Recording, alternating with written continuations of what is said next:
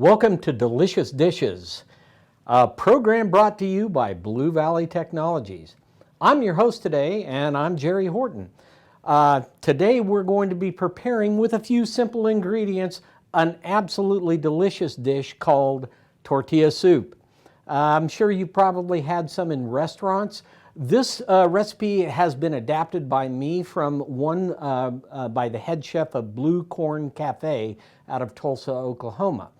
I got into cooking probably 15, 20 years ago, something like that. And I decided to take up gourmet cooking as a hobby. So I've taken a few lessons to learn how to use a knife properly. I've studied a bunch of different ingredients and just thoroughly enjoy this. Without further ado, let's get you started on this. Now, the very first thing that we have to do is we have to create what is called machaca chicken. Now, machaca chicken is, machaca style of cooking is actually done in a clay pot over a slow fire for a while. We're going to adapt that to modern techniques, and we're going to use an Instapot here. The Instapot will help infuse the flavors very, very quickly, cut your cooking time down by a ton, as opposed to 2 hours of cooking. It's going to take about 30 minutes plus 10 minutes cool down time. So without further ado, let's go ahead and get started on machaca chicken. Very first thing we have to do is we have to prep our raw ingredients. The raw ingredients for machaca chicken are cilantro, green pepper, onion, garlic. That's your raw ingredients for machaca chicken, obviously besides the chicken. You can use any type of chicken that you would like. It just has to be boneless and skinless. You can use breast, thigh, leg meat if it's been boned and skinned. Basically anything will work. Today we'll be using breast meat because that's what my family prefers. So the very first thing you've got to do is I'm going to take out our Instapot liner just so that I can put the ingredients in there, and I'm going to grab this bowl, which I'm just going to use to toss things that normally I would throw out to my chickens, the leftovers basically, if you will. And I've already washed all of these ingredients, so basically we start by stemming the cilantro.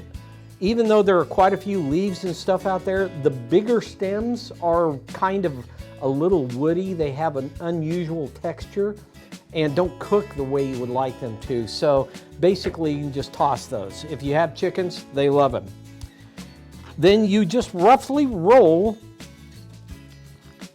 the cilantro like this, and taking your chef knife, you do a rough chop on it.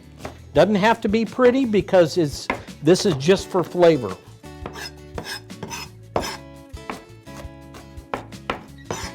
And that's about it.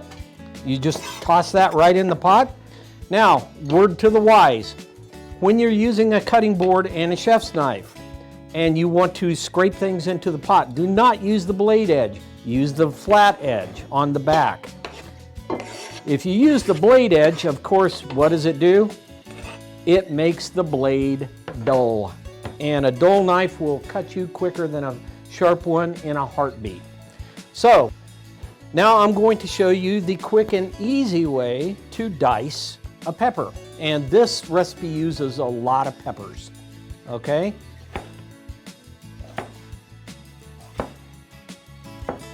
Once again, chicken feed.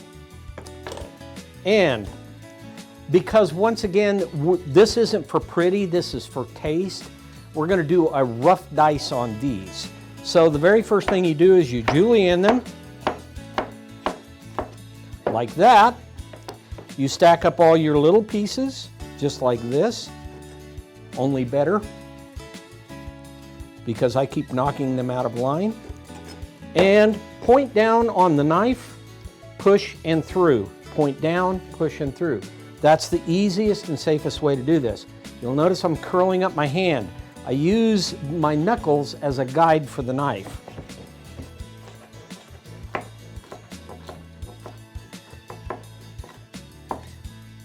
And we'll go ahead and finish dicing this pepper up. Like I said, it's a rough dice, so size of the pieces and things like that don't matter here because this is all for taste. As a matter of fact, sad to say, but all of this is going to get tossed out at the end of the process.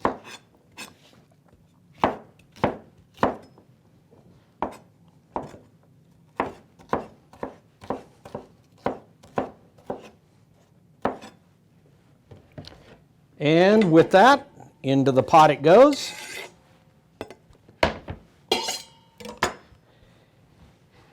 Next, I'm going to take an onion, and the proper way to dice an onion, there are about 9 billion different ways of doing it. This is the easiest way that I've found. You cut off the top end, leaving the root. The root you use as a handle. So you just cut that off, discard it, because onions, fortunately enough, are cheap. You'll notice that I'm using yellow onion here as opposed to white onion. I actually prefer the taste of yellow onion. This recipe does call for it, but if you prefer the taste of white, by all means use that. I have made this recipe before with a Vidalia, which is a sweet onion, and it's really fantastic. But Vidalias only come into season during the summer, unless you can find some late year ones, and they're wonderful. They're a little harder to work with because of their shape, but they are absolutely fantastic in taste.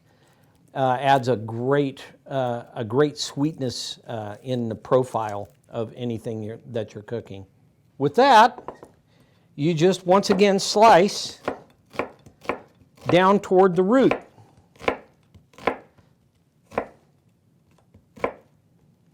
Now, if you're doing a fine dice, what you would do is you would put at least one cut through the center, but in this case, once again, rough dice. So size doesn't matter here.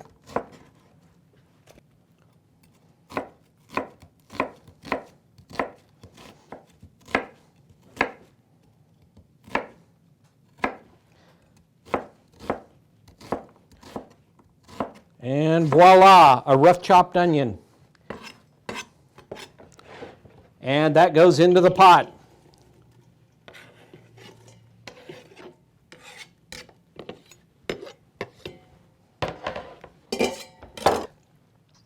Now the recipe calls for basically 2 to 3 tablespoons of garlic.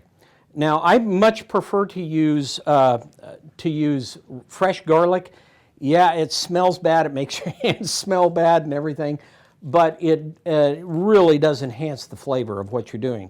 So what I'm going to do is I'm going to take a few good-sized cloves here. So, there we go.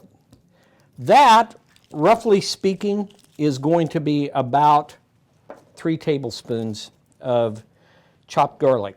Now, there are a couple of different ways to dice garlic. The easiest method I've found is you take the flat of the blade and you just do this. Pop the skin and then you can just peel it. Now I clearly didn't pop this one quite hard enough. The smaller ones are a little more difficult to get popped. I'm going to do the same to the other one. And I'm going to show you a couple of different techniques for dicing or mincing garlic. There are a couple of different things that you can do. The very first technique I'll show you is with a chef's knife. Now with a chef's knife, you use the same cutting technique that you use with everything else. You just slice it using your knuckles as a guide. You can also use a paring knife if you want to do very, very fine cuts. But once again, you want to make sure they're sharp. Dull knives lead to bad cuts, and unfortunately, they also lead to bad cuts on your hands. Whoop! And got a little overly enthusiastic there. Crushed a garlic clove. That's okay, it'll still cut. So, very first technique I'm going to show you is using a paring knife with a small one. And once again, you just do that.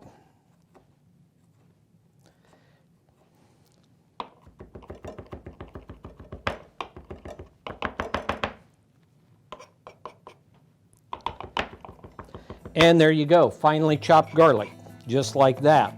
Now, if you want to mince garlic, mincing is a much, much finer cut than dicing. And this is a trick that I was shown one time when I went to a cooking class using salt. So I'm going to take this crushed up piece of garlic and I'm just going to put some rough cuts on it right quick,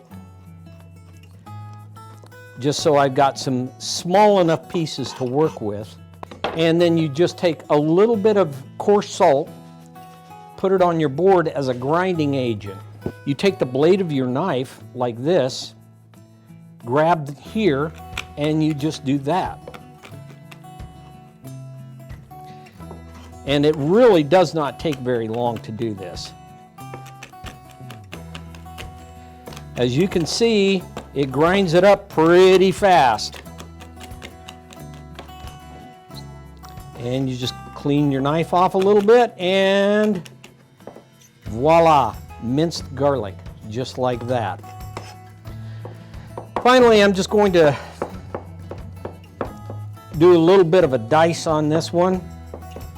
I much prefer to use a chef's knife for almost everything. Chef's knives are kind of like the Swiss Army knife of the kitchen. There's almost nothing you can't do with one. You'll want, pardon me, you'll want to have an 8-inch knife, no less. 10-inch is better, but this happens to be an 8-inch chef's knife. So with that, we now have our garlic ready to go in the pot.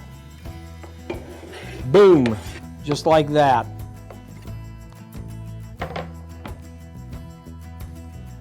And voila.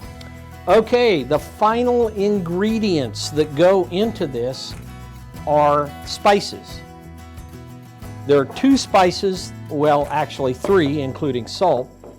There are 2 spices that go into it, oregano, and the secret weapon of this particular recipe, which is white pepper. Now oregano, you're going to need a lot of oregano here. The recipe calls for 2 tablespoons.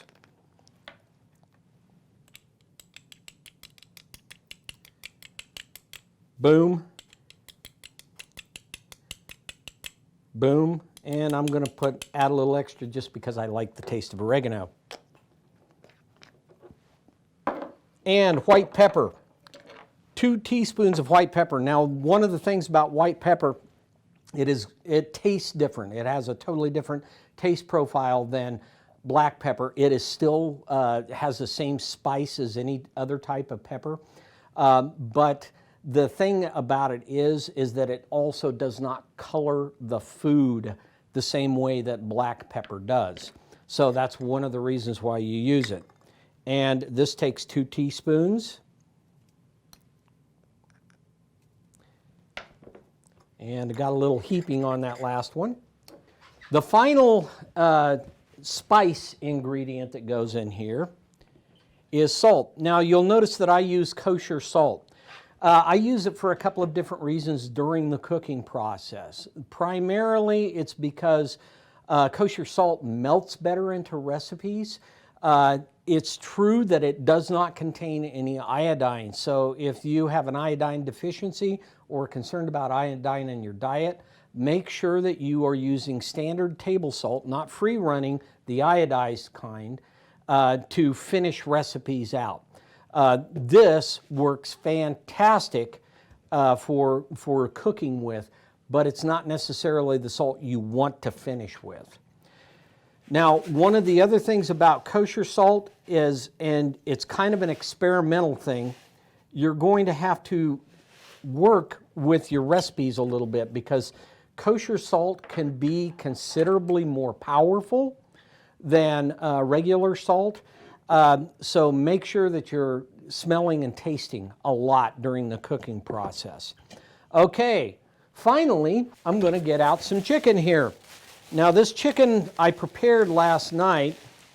This is just boneless, skinless chicken breast, and it takes about 2 pounds. Now I'm going to put about 2.5 pounds in here. The very first thing that I do when I unpackage chicken is I wash it. It's chicken, even if it's never been frozen, when it comes out of there, is slimy. So in this particular case, this is about 3.5 breasts. And you'll notice there's nothing special, there's nothing hidden up my sleeve here on that. And I got to wash my hands. Never, ever, ever handle raw meat and then something else without washing your hands.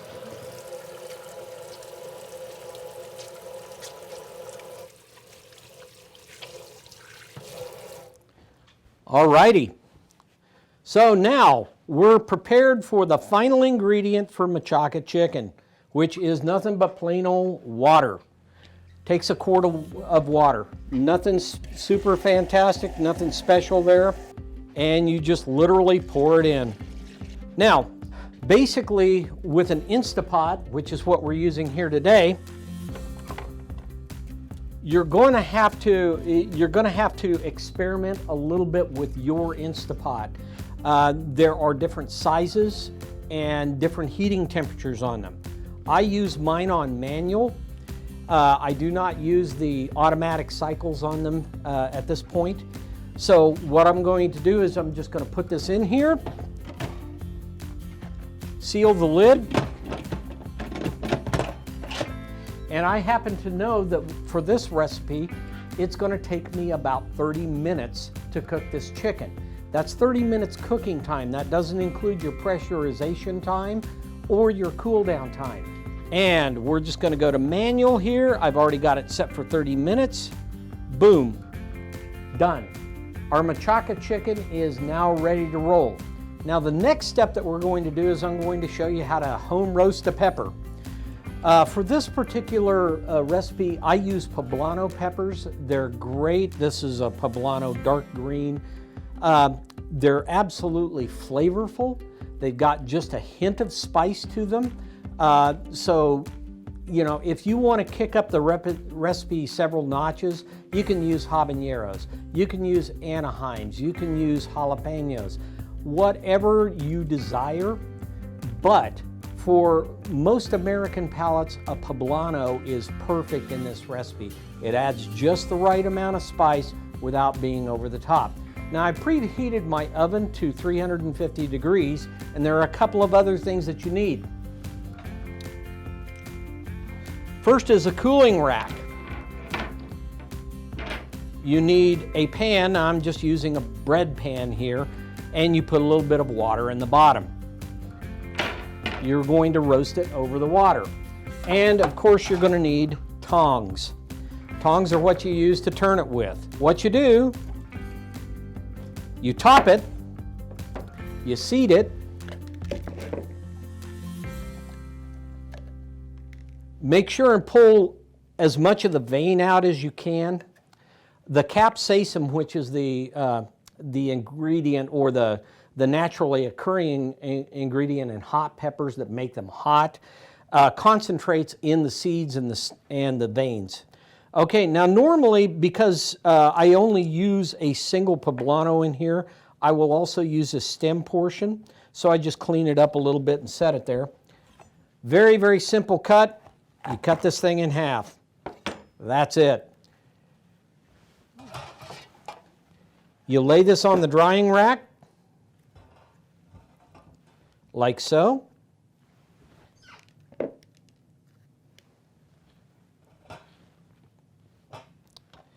And into a 350-degree oven for about 30 minutes, turning once. So turn it about 15 minutes. Go ahead and pop this in the oven.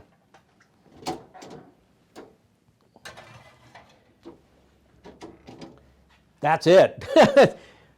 Your poblano is now roasting. While that poblano is roasting, you need to do the rest of your prep work. And there's plenty of prep work that needs to be done here. There's a lot of dicing. This recipe calls for a lot of bell pepper. Now, this one, in this particular case, I'm going to use a red bell and a yellow bell.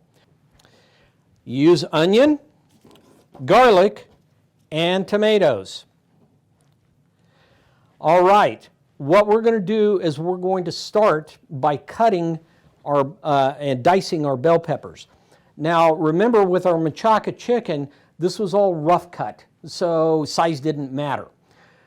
In this particular case, size actually does matter. You want to make as even a cuts as you can and dice the pieces as evenly as you can, because it changes the cooking time on these things if they're not diced evenly. So, once again, same technique.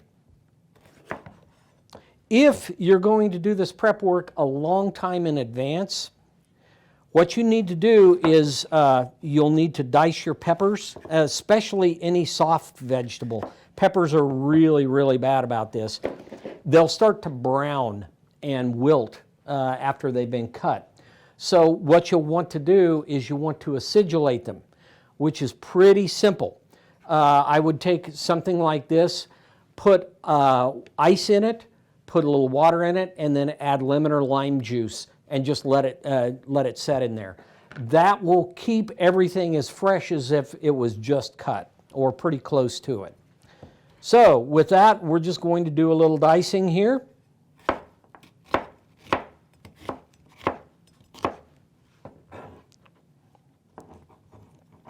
Now I'm going to be using these ingredients right away, so I don't need to acidulate them.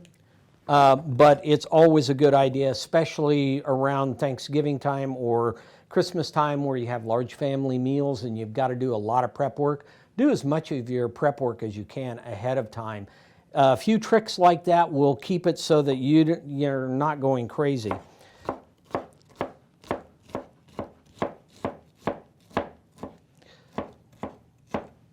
And we'll just go ahead and throw that in the bowl.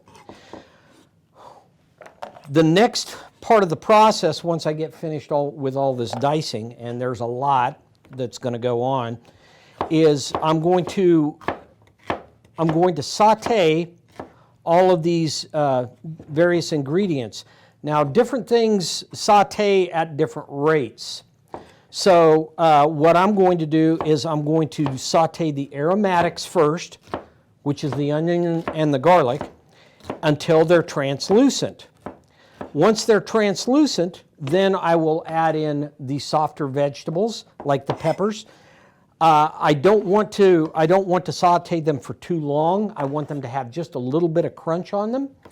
And then finally I will add the tomatoes, which is the softest vegetable of all.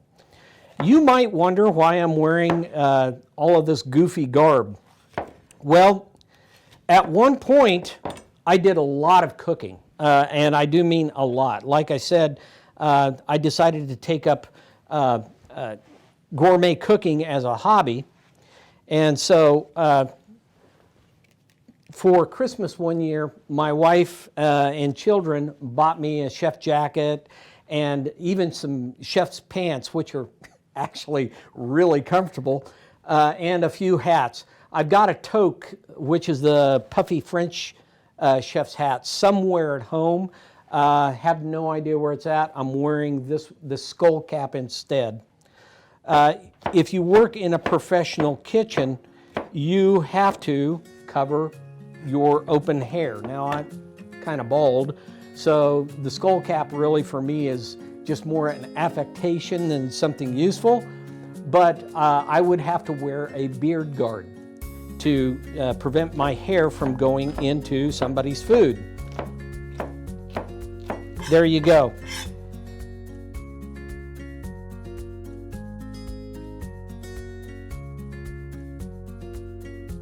So let's get our roasted poblano out of the oven and cut up. So with that, as you can see, I've got 3 nice pieces here. And then we just dice this. And once again, nothing bizarre, nothing unusual. This is a standard julienne and dice. They are a little warm, and when you dice poblanos or any other roasted pepper, you will notice that that skin toughens up just a little bit. So you've got to have your knife pretty darn sharp. That's, honestly, you should have a sharp knife all the time in the kitchen anyway. And make sure, I use a steel in my kitchen to keep the edge keen. That's all a steel is for. It's not to sharpen, it's to true the edge up and to keep that edge nice on there.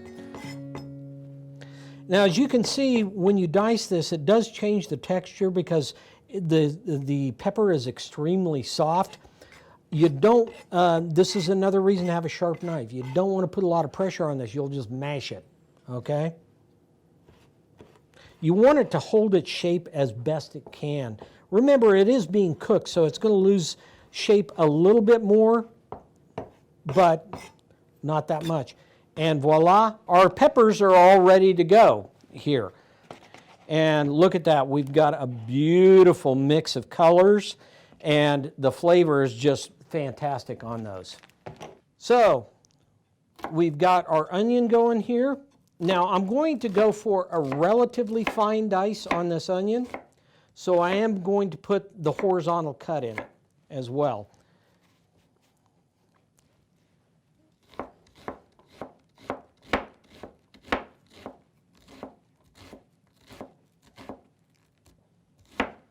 Now, in this particular case, I'm just going to dice the garlic up.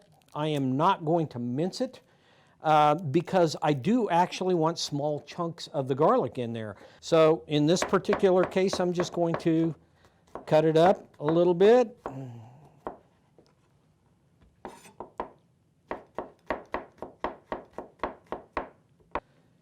And then I'll just give it a little dice there. Just like that. Doesn't have to be perfect.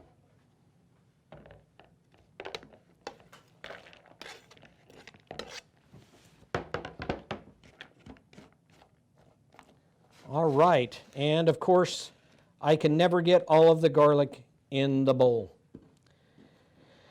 It escapes. All righty, clean my board up a little bit, and I'm going to show you how I cut tomatoes. Now you'll notice that I've got 3 tomatoes here. They're relatively small. The trick here is that I want about the same amount of tomato as I got off dicing a single pepper. So I've chosen 3 of these just to be on the safe side. I'm going to start with 2.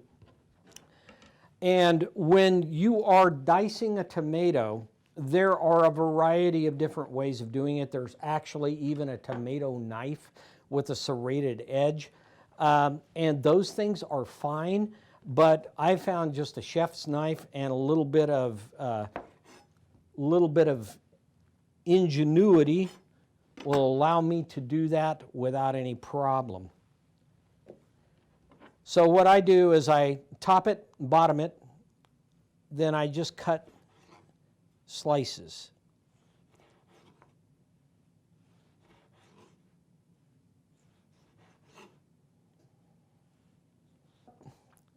About like that.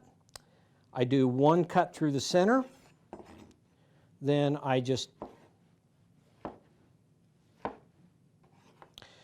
and as you can tell, this recipe makes for very happy chickens.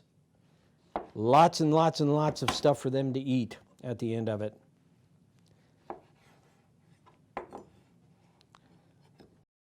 And voila, we now have a nice little pie of tomato. Our prep work is now complete for this part of it. And now what we're going to do is we're going to take a stock pot, just a regular old stock pot, and we're going to put a couple of tablespoons of oil in this, get the oil hot enough.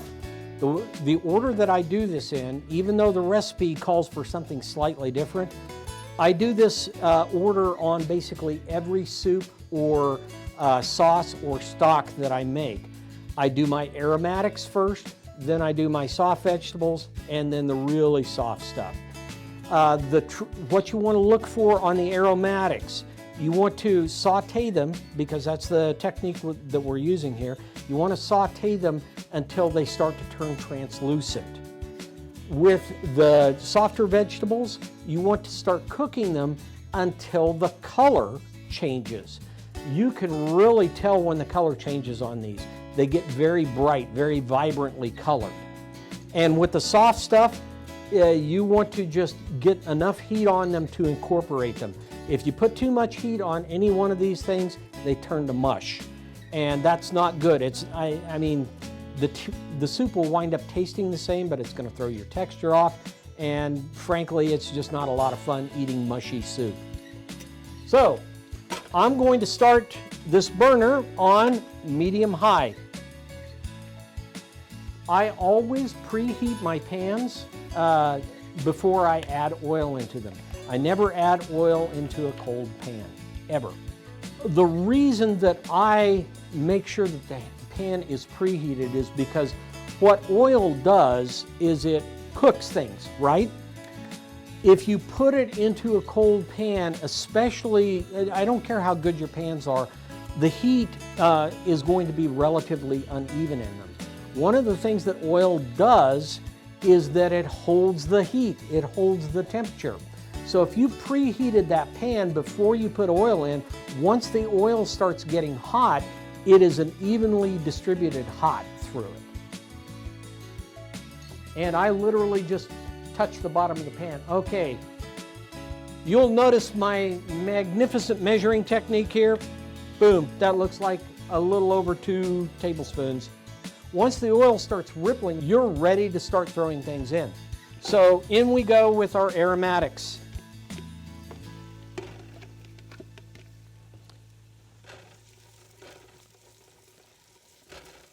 And you'll notice that the onion starts going translucent pretty fast. So it does not take long to do this. Okay, we're stacking our flavors here. Let's see what we've got.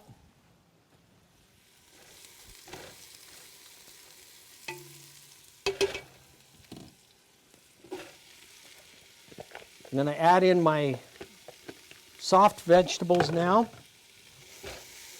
Now, the poblano won't change color, but the other peppers will, and you'll notice that they're already starting to get a lot more vibrant in color. Like I said, for me, I like my vegetables to have just a little bit of tooth to them. I like them to be a teeny tiny bit crunchy. Oh, that's looking good. That's looking really good.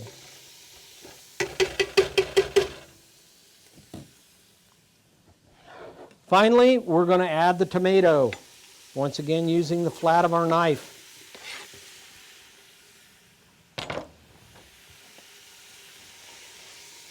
Isn't that pretty?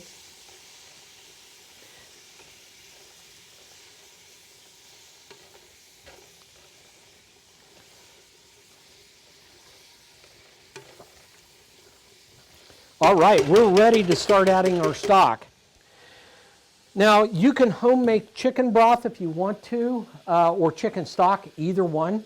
That's totally fine. As a matter of fact, I really enjoy doing that, but I have found that the boxed variety is actually pretty good these days. So I'm just going to use some regular old chicken broth here, as opposed to stock, and the whole thing goes in. This recipe calls for 4 cups. Oddly enough, this box just so happens to be exactly 4 cups of broth. And speaking of broth and stock and stuff, that is something that I keep in the kitchen constantly. It is literally a lifesaver for almost everything. I do not use typically water or anything like that. Usually If I want to enrichen something, I will use stock. Okay, our next thing that goes in this wonderful mix here, cumin. I'm going to add in a heaping teaspoon of cumin in there. Remember, you can always put it in, you can't take it out. I'm going to put in about the same amount of salt, about a teaspoon. You got to be really careful with this recipe because it's very easy to oversalt it. The problem being that you've already cooked the chicken in a salty mixture. Some of the broths, unless you buy low sodium broth, have a fairly high salt content, so adjust. Add what the recipe says and adjust from there. All right? And we're just going to get this, this going here. Now the thing about this is that this is very, very typical of a soup stock recipe. Bring it to a boil, return it to a simmer. So what we're going to do is we're going to let this get up to a boil. Once again, remember you're on about medium-high heat here. What prep work could we possibly have left, you might ask? Well, I'm glad you did. Because remember that this is tortilla soup, so we have tortillas to prepare. We've also got a few condiments that go on the outside or as finishing touches on the soup. One of them is lime, fresh lime. How do you select limes? Well, for the purposes of what we're doing here, we're not cooking these limes, we're using them raw. So we need ones that are slightly springy. So you give them a little squeeze. That's a good juicing lime. How do you make it a better juicing lime? You slam it just down like that, you give it a good roll. And voila, you're going to be able to juice those limes now. We're going to set those aside because we cut those very last thing. The other thing that we need to do is we need to cut a little cilantro. So we're just going to set that to the side and we'll prep that at the last minute. Check on our soup. Oh, we're getting ready to boil here. So that's a very good thing. Meanwhile, we're going to grab our tortillas. So, what do we need to prep the tortillas? Well, unfortunately, I am absolutely horrible at making tortillas, so I buy them. There are a lot of great brands out there. Mission, the quality on Mission tortillas is actually very, very good, so I usually buy those. Vegetable oil, that's pretty much it. Let's go ahead and get started with our prep work for the vegetable oil. Oh, we got boilage. So we're going to turn that down over here. And you need to turn that to medium low.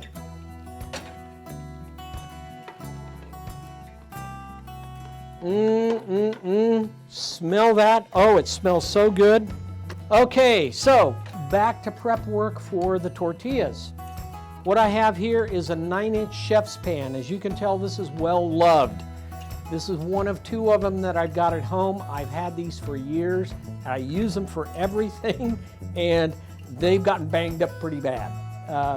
But a 9-inch chef's pan is definitely, a 9 or 10-inch chef's pan is definitely a tool you want to have in every kitchen. So with that being said, once again, I'm going to preheat my pan. You'll notice I have a handy dandy digital thermometer. Every kitchen needs to have this tool, seriously. What I'm using it for today is pretty simple and straightforward. I'm using it to measure the temperature of the oil.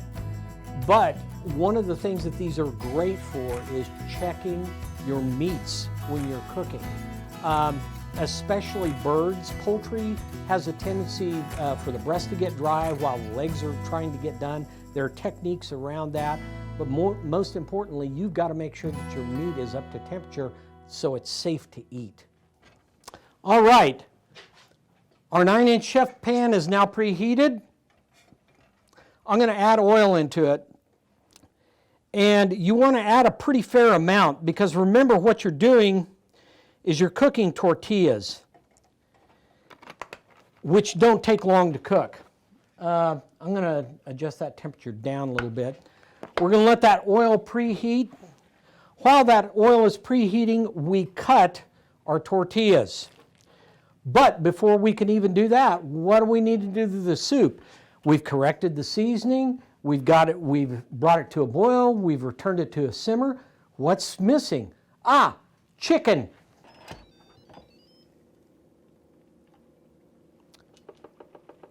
And there we go, marvelous machaca chicken. I'm going to grab my cutting board here, and I'm going to put the chicken on the cutting board.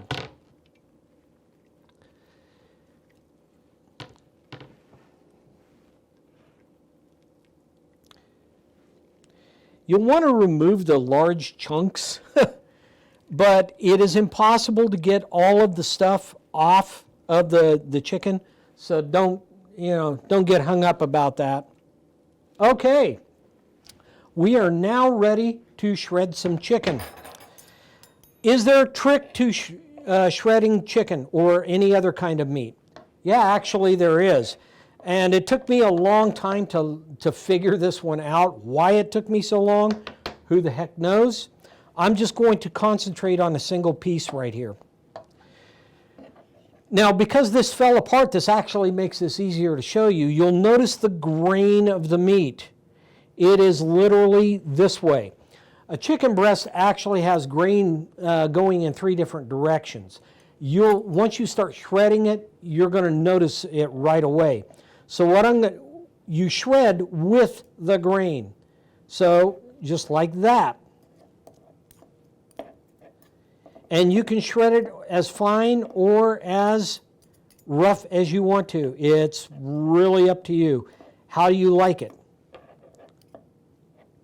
So what we're going to do is we're just going to take chicken right here.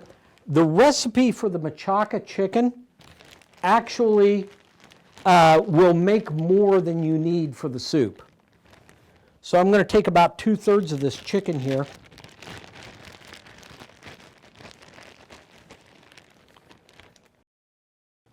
Okay, we're just going to stir that chicken in, and we're going to let this simmer now for probably about another 10 minutes or so. Let's prep our tortillas. What do you need to prep tortillas? Well, we talked about the chef's pan, we talked about the vegetable oil, we talked about the thermometer, a spider. That's what this tool is called. Any slotted spoon will work. If you have a wok at home, they will usually come with a wire basket spider. These work great. And this is exactly what they're used for, is to fish things out of hot oil, because doing it with tongs or anything else is really, really difficult. So if you don't have a spider, get one. All right, we're just going to slice up these tortillas. Once again, is there anything fancy or unusual about this? Nope. You just want to make sure you put even pieces in there. Evenly sized pieces will cook evenly.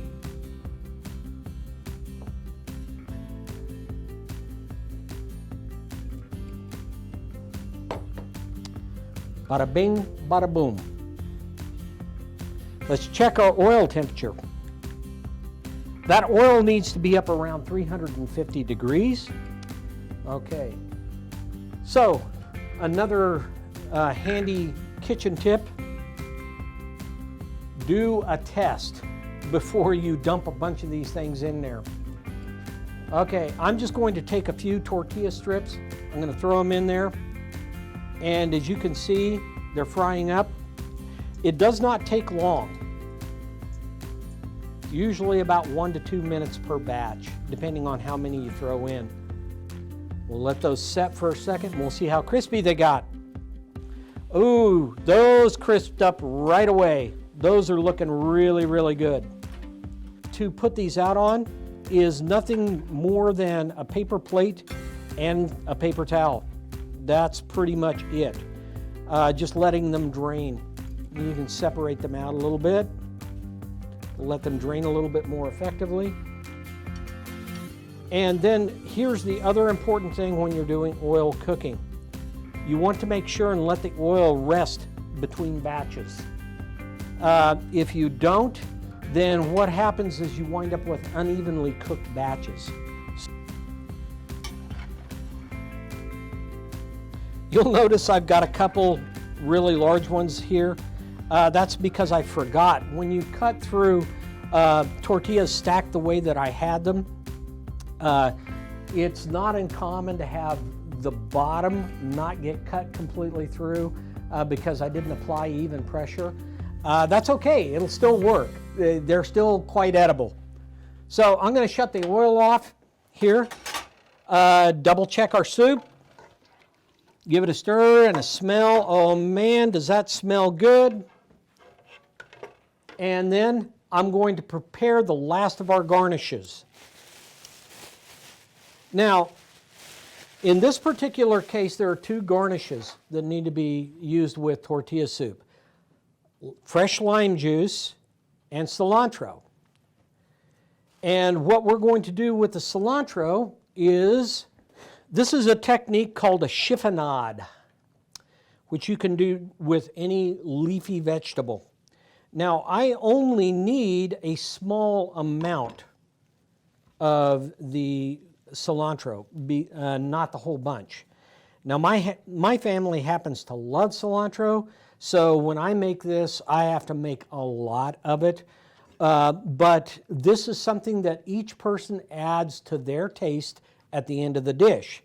So you want to be fairly judicious. You can always go back and cut more. Okay, so with a chiffonade, I removed the large stems. The small stems don't matter. I know that sounds odd, but they really don't. They actually have a flavor all their own. If you want to pull the leaves off the stems, the technique for that is you just hold it up and pull down. I've got a couple of larger stems in here which I am going to get rid of because the larger ones tend to have a really weird texture. All right, and then what I do here is I gather up those leaves and I roll them very, very tightly.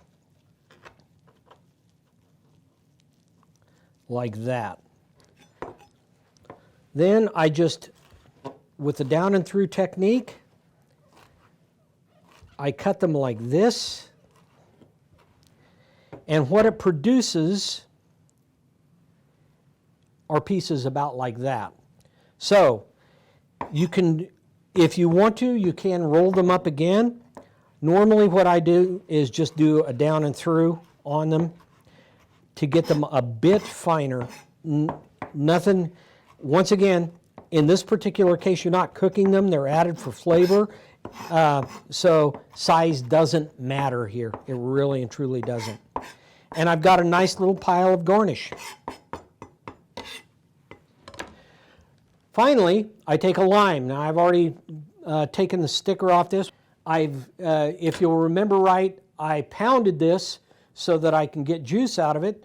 I cut it in half again, and then cut wedges and set them to the side. Voila, you're done. And there you go, that's how it's done. This is how I do it. Now everybody's a little different, so there is no wrong way. First off, I add some tortilla strips in the bottom. I add a little soup on top, just like that.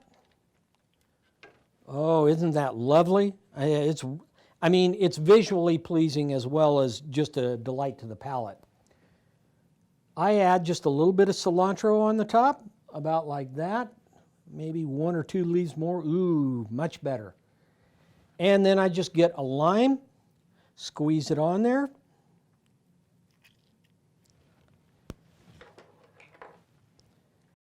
And voila, good eats right here. Delicious dish.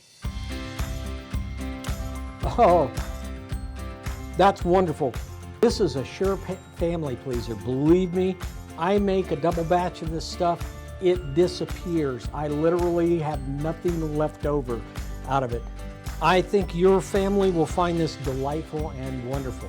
So, with that, hey, thank you, Delicious Dishes. Thank you, Blue Valley Technologies. I've been Jerry Horton. You have a good one.